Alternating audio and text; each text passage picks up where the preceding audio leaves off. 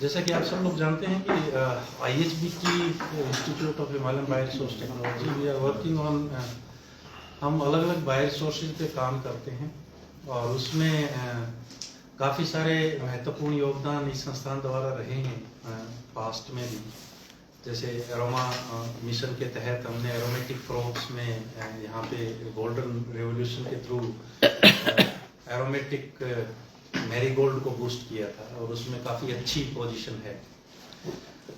इसी कड़ी में लेमन ग्रास और दूसरी एरोमेटिक क्रॉप्स के ऊपर काम करते हुए हॉर्टिकल एरोमा मिशन के तहत हम लोगों ने काफ़ी सारी क्रॉप्स में काम करते हुए कुछ वैरायटी डेवलपमेंट पे भी काम किया है। वो आने वाले समय में बहुत ही अच्छी रहेंगी हमारे फार्मर्स के लिए productivity enhancement point of view से।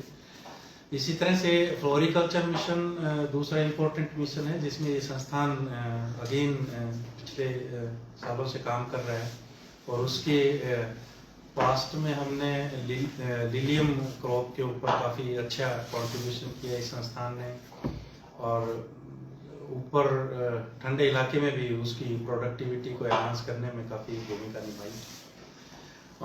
इसी कड़ी में ट्यूलिप का आप लोग सब जानते ही हैं कि ट्यूलिप गार्डन को यहाँ एस्टेब्लिश करके ये दिखाया कि हम लोग भी ट्यूलिप में काफ़ी अच्छा काम कर सकते हैं। हिमाचल का फर्स्ट ट्यूलिप गार्डन एस्टेब्लिश किया और पूरे देश का सेकंड ट्यूलिप गार्डन, और उस कड़ी को जारी रखते हुए इस साल भी ट्यूलिप गार्डन लगाया हुआ है और मैं आशा कर रहा हूँ कि नेक्स्ट वीक में और इसकी ओपनिंग तक हम पहुँच पाएंगे जो आज की क्रॉप की कंडीशंस है। क्योंकि हम लोग R&D ऑर्गेनाइजेशन है, रिसर्च डेवलपमेंट, तो हम लोग थोड़ा बहुत एक्सपेरिमेंटल प्रयास करते रहते हैं, देखते भी रहते हैं कि क्लाइमेट का क्या इफेक्ट है, क्रॉप को अगर थोड़ा बहुत आगे पीछे करें तो उसका क्या इम्पैक्ट आएगा, इफेक्ट आएगा। तो उसके माध्यम से इस साल हमने थोड़ा सा डिले बल्ब लगाए थे, थोड़ा सा लेट समय में लगाए थे और उसी के दौरान हमारा जो टाइम जो लगता है वो एक्सपेक्टेड, तो उसी को ध्यान में रखते हुए हमें लग रहा है कि नेक्स्ट वीक में शायद हम ओपनिंग तक पहुंच पाएंगे। और इसी कड़ी में हम संस्थान ने एक जो मिशन भरपूर स्कीम के द्वारा जो कांगड़ा डिस्ट्रिक्ट एडमिनिस्ट्रेशन के थ्रू एक बहुत ही अच्छा प्रोग्राम लास्ट ईयर शुरू किया था और उसके बहुत ही अच्छे परिणाम हैं। उसमें जो न्यूट्रिशनल सप्लीमेंट दिया गया था इंस्टीट्यूट द्वारा, डिस्ट्रिक्ट एडमिनिस्ट्रेशन ने उसको सपोर्ट किया था और जो प्रोडक्ट हमारे इंस्टीट्यूट ने डेवलप किए थे और वो स्टार्टअप्स, MSMEs और छोटे इंडस्ट्रीज को दिए गए थे, उनसे डिस्ट्रिक्ट एडमिनिस्ट्रेशन ने उनको लिया और आंगनबाड़ी के थ्रू 5 साल से छोटी उम्र के बच्चों को वो सप्लीमेंट दिए गए और उसके काफ़ी पॉजिटिव इफेक्ट आए। उसमें आयरन और प्रोटीन सप्लीमेंट मुख्य थे। तो एक बहुत ही अच्छा सफल प्रयास रहा हमारा और उस सफल प्रयास को देखते हुए अभी अगेन कांगड़ा डिस्ट्रिक्ट एडमिनिस्ट्रेशन ने कहा है कि इसको दूसरा साल भी कंटिन्यू रखेंगे। तो ये एक अच्छी सक्सेस स्टोरी है।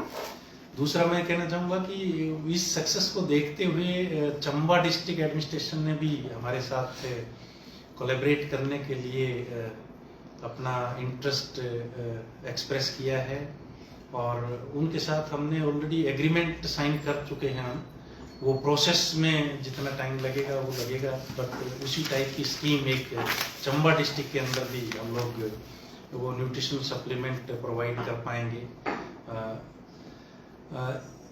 इस कुछ पिछले सालों में जैसे मशरूम पे काफ़ी अच्छा काम किया हम लोगों ने, शिटाके मशरूम पे, और जैसा कि मैं अब सुन पा रहा हूँ कि इसमें बहुत सारी अपॉर्चुनिटीज़ हैं और इसमें हम और अच्छे इनोवेशन के प्रयास कर रहे हैं।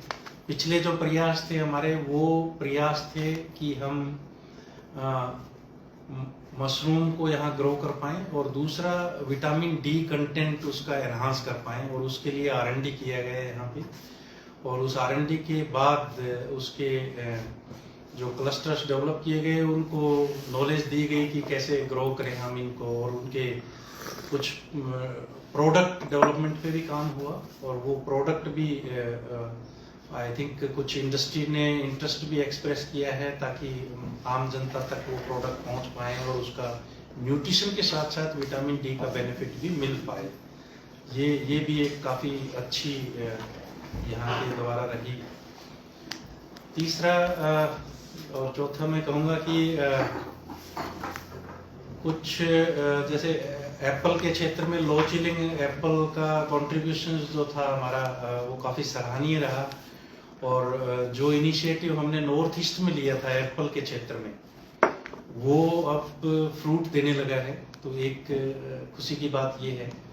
और जो फार्मर्स हैं जिनको जो प्लांटिंग मटेरियल दिए गए थे वो वहाँ पे उसकी सक्सेसफुल ग्रोथ एंड प्रोडक्ट उस पे आना अपने आप में एक साइंस के लिए अचीवमेंट है, और मुझे लग रहा है कि उसकी सफलता को देखते हुए और भी लोग आगे आएंगे, उस क्रॉप को लेंगे, अडॉप्ट करेंगे और उससे प्रोडक्ट डेवलपमेंट के क्षेत्र में काम करेंगे। आप सब जानते होंगे कि हींग की पहल इस संस्थान द्वारा हुई इस देश में, उसके बहुत ही अच्छे रिजल्ट्स हमको प्राप्त हो रहे हैं अभी, और उसमें प्रयास हमारे लगातार चल रहे हैं। और जो एक टाइम है, क्योंकि फर्स्ट टाइम एग्रो टेक्नोलॉजी के माध्यम से यानी कि साइंस बेस्ड माध्यम से इस क्षेत्र में प्रयास किया गया, और वो प्रयास इस संस्थान के लिए भी लर्निंग था और है भी अभी भी। और मैं आशा करता हूँ कि जल्दी उसका जो टाइम क्योंकि बहुत ज़्यादा लिटरेचर भी नहीं है, R&D हुई भी नहीं है उस क्षेत्र में, तो जो भी इंफॉर्मेशन है भले ही वो इंटरेक्शंस बेस्ड हो या हिस्टोरिकल इंफॉर्मेशन हो, उस बेस से इंफॉर्मेशन को गैदर करके ने जो चैलेंजेस थे सीड जर्मिनेशन से लेके कि सीड जर्मिनेट ही कैसे होंगे, वो जो कंस्ट्रेंट थे उनको हमने दूर किया और सीड जर्मिनेशन पे सक्सेस प्राप्त की। और सीड जर्मिनेशन के बाद अब जब क्रॉप ग्रो होने लगी है तो उसमें अब सीड कब आएंगे उसके अनुसार जो 5 से 6 साल जो लगते हैं आमतौर पे, तो वो उतने साल में ही आ पाएंगे या कुछ और समय लगेगा, वो क्लाइमेटिक कंडीशंस पे भी डिपेंड करेगा और सीड टू सीड वेरिएशन पे भी डिपेंड करेगा। तो इस टाइप की जो हमारे प्रयास है वो काफ़ी अच्छे चल रहे हैं उस क्षेत्र में भी, और आशा तो मैं यही करता हूँ कि जल्दी उसमें भी बहुत अच्छी खबर मिलेगी। और क्योंकि जो प्रोडक्ट डेवलपमेंट जो रूट में होता है, तो रूट बनना जो क्रॉप है वो इनिशियली अगर शुरू हो जाता है तो बाद में जो अप्रोप्रिएट एज होती है तो एक्सपेक्टेशंस बढ़ जाती है। तो उस क्षेत्र में बहुत ही अच्छा एफर्ट इंस्टीट्यूट द्वारा चल रहा है और सक्सेस मिलने की बहुत हद तक उम्मीद है उसमें।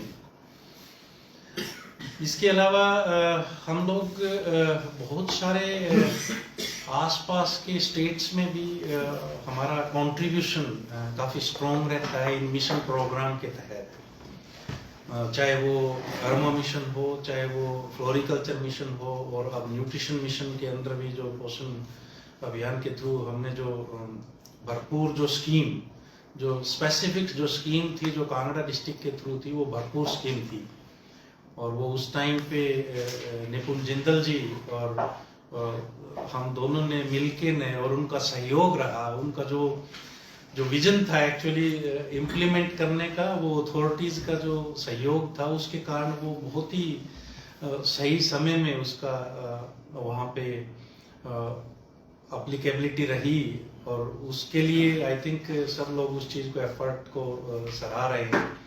और इसी टाइप का जैसे मैंने बताया कि दूसरे में भी हैं तो वो सक्सेसफुल उसमें जाएगा। हम लोगों ने अब हाल ही में एक लद्दाख में भी एक प्रोग्राम जहाँ पे हमारी मेंटरशिप की रिक्वायरमेंट वहाँ की अथॉरिटीज़ ने हमें दी, और उसमें सिबकथॉर्न और एप्रिकॉट 2 क्रॉप हैं, उसकी प्रोसेसिंग पे वहाँ पे इसकी प्रोडक्टिविटी काफ़ी होती है, बट उसकी प्रोसेसिंग पे सर एक सिबकथॉर्न और दूसरा कौन सा बताया आपने? सिबकथॉर्न एप्रिकॉट। तो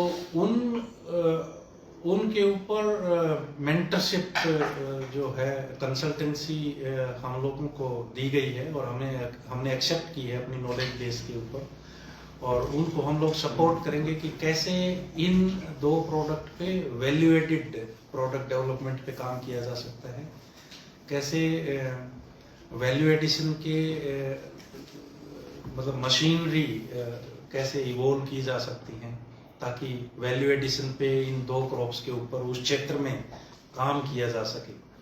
तो उसमें भी I think that work has already been initiated, तो वो काम शुरू हो चुका है वहाँ पे।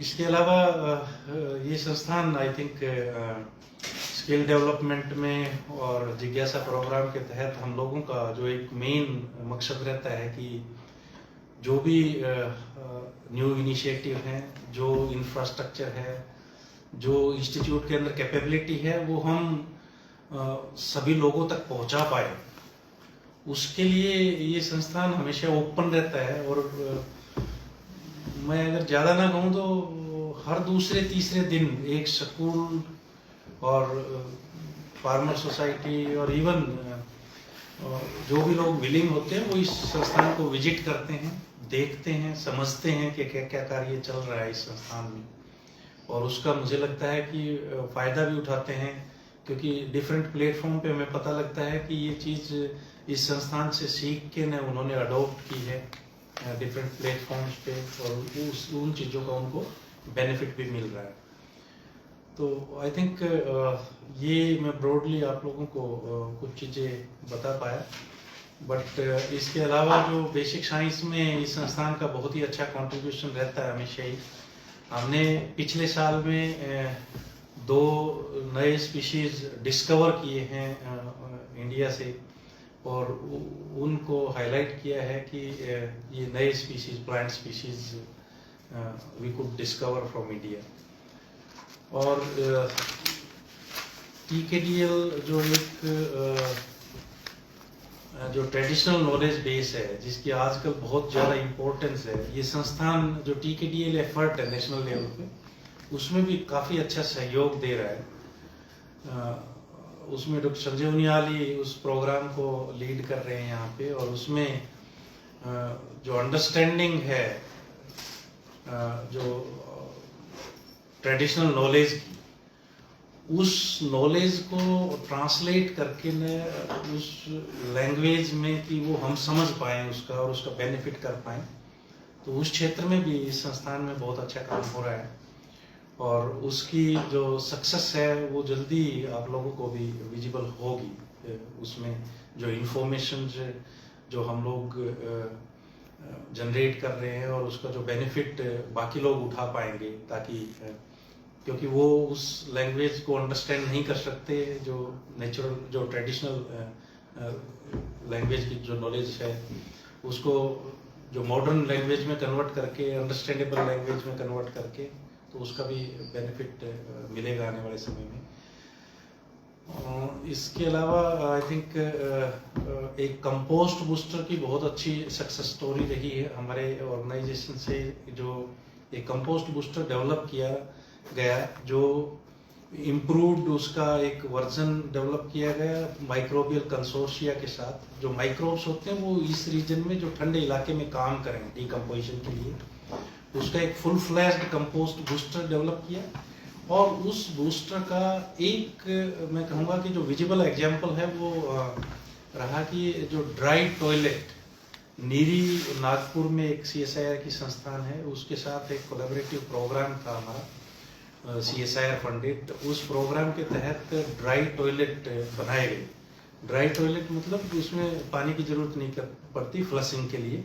तो ड्राई टॉयलेट में जब हमारा ये कंपोस्ट बूस्टर जो यूज करते हैं, उसके बाद जो फिकल मैटर का डीकम्पोजिशन है कोल्ड रीजन में, वो बहुत ही अच्छे तरीके से हो जाती है। मतलब वहाँ पे अनहाइजीनिक कंडीशंस क्रिएट नहीं होती। तो वो भी 4 ऐसे हमने वहाँ पे जो लाहौल स्पीति में ऐसे ड्राई टॉयलेट डेवलप करके दिए, और उस पर वो डेमोन्स्ट्रेट करके ने उनको दिया, और वो अब काफ़ी अच्छे से वहाँ पे काम कर रहे हैं। तो ये भी एक बहुत अच्छी एक सक्सेस स्टोरी रही इंस्टीट्यूट से। तो आई थिंक ब्रॉडली मैं इतना ही कहना चाहूँगा कि संस्थान में काफ़ी सारे बहुत सारे अच्छे एफर्ट हो रहे हैं बायो रिसोर्स के एरिया में, और बहुत सारी सक्सेस स्टोरी आती रहती हैं in terms of technology development, और आने वाले समय में भी जिनमें मैंने बताया कि बहुत अच्छे प्रयास चल रहे हैं और आने की उम्मीद है, वो भी आने वाले समय में मुझे उम्मीद है कि उनसे भी सक्सेस मिलेगी और वो हम फार्मर्स इंडस्ट्रीज को वो टेक्नोलॉजीज दे पाएंगे। धन्यवाद वंस अगेन सभी का, मुझे बहुत अच्छा लगा। आपने कहा ना जो न्यूट्रिशनल सप्लीमेंट जिसका आयरन एंड प्रोटीन है, उसमें किन चीजों पर ध्यान दिया जाता है? एनीमिक हैं बच्चे या किस तरह से? हाँ, मतलब ये पर्टिकुलरली थे एनीमिक के लिए और प्रोटीन डेफिशिएंसी के लिए। दो चीजें। हाँ, इनकी बहुत ज़्यादा कमी है, पूरे देश में ही है, बट हिमाचल में पर्टिकुलरली आई थिंक बहुत आगे हैं, मतलब सबसे ज़्यादा कहूँगा मैं कि बच्चों में खासकर। तो सर ये जो सेकंड आपने ड्राई टॉयलेट वाला बताया जिसमें माइक्रोब्स की बात आपने कही है, ये माइक्रोब्स यहाँ हिमालय रीजन के अपने, हाँ, हिमालयन रीजन के, कोल्ड एरिया के रीजन के, ताकि उस कंडीशन में काम कर पाए। सर इसके लिए सर नागपुर की जो आपकी लैब है उसकी क्या कॉन्ट्रिब्यूशन है? वो इंजीनियरिंग की लैब है, तो टॉयलेट बनाने का वो है, और कंपोस्ट वाला हमारा, तो दो कंपोनेंट हो गए इसके। सर एक ना आपके संस्थान में कोरोना की दवाई शुरू की थी, उसमें कुछ लैब को भेजे, साउथ इंडिया में भेजे थे कुछ यहाँ से, तो चली थी बात ये काफी कि कोरोना की दवाई भी जो ICSR काम कर रहा है। हाँ, उसमें ना इम्यूनिटी बूस्टर था, नेचुरल प्लांट इंग्रेडिएंट से जो एंटीऑक्सीडेंट मॉलिक्यूल होते हैं वो तो आया था। हाँ, तो उनका एक फॉर्मुलेशन तैयार किया गया था जो इम्यूनिटी को बूस्ट करता था, वो डायरेक्ट कोरोना के लिए नहीं, दवाई को कहते दवाई। हाँ, क्योंकि उस टाइम पे देखो ना, इम्यूनिटी बूस्ट करना इज वो तो आ गया। तो इम्यूनिटी बूस्टर के नाम से था, वो प्रोडक्ट डेवलप भी किया था, वो इंडस्ट्री। इसके अलावा तो देना कुछ और कुछ ना, ऐसे डायरेक्ट ट्रीटमेंट। सर एक नंबर 2 की आज आप इसको ट्यूलिप गार्डन खोलने वाले 18 तारीख को, तो क्यों बताया सर आपने? मेरी बात हुई थी आपसे, 18 को जब उन्होंने मंत्री ने भी आना था आज। हाँ, आज की वो एक्चुअली मैं बताता हूँ आपको कि वो टेंटेटिव डेट थी, और क्योंकि जो क्रॉप की प्रोडक्टिविटी हमने डिले की थी ना, उसके कारण अगर आप आज भी जाके देखेंगे ओपनिंग मतलब कर सकते हैं, लेकिन ओपनिंग नहीं है ना वो एक्चुअली। तो क्या लगता है कोई मौसमों को फर्क तो नहीं पड़ रहा? गर्म हो गया मौसम, ऐसा तो नहीं आ रहा है इसमें कोई प्रॉब्लम? नहीं, क्लाइमेटिक कंडीशंस का बहुत अच्छा इफेक्ट रहता है उसके ऊपर, मतलब क्लाइमेट का इफेक्ट है उसके ऊपर, है ना सर? मतलब गर्म हो रहा है मौसम इसलिए थोड़ा लेट हो रहा है ये? नहीं, ऐसा नहीं कहेंगे अभी, क्योंकि हम लोगों ने, मैंने बताया ना कि लेट होने का कारण है हमने लेट स्टार्ट किया। अच्छा सर, पिछली बार मैंने स्टार्टिंग में बताया था, जो पिछली बार की वैरायटी थी सेम नहीं, सेम वही 7 डिफरेंट कलर। 22 में भी 28 फरवरी को हुआ था, 2022 में भी 28 फरवरी को बोला। वो मतलब रेगुलेट कर सकते हैं, क्योंकि वो जो बल्ब जब ग्रो करते हैं उसका टाइम है एक्चुअली।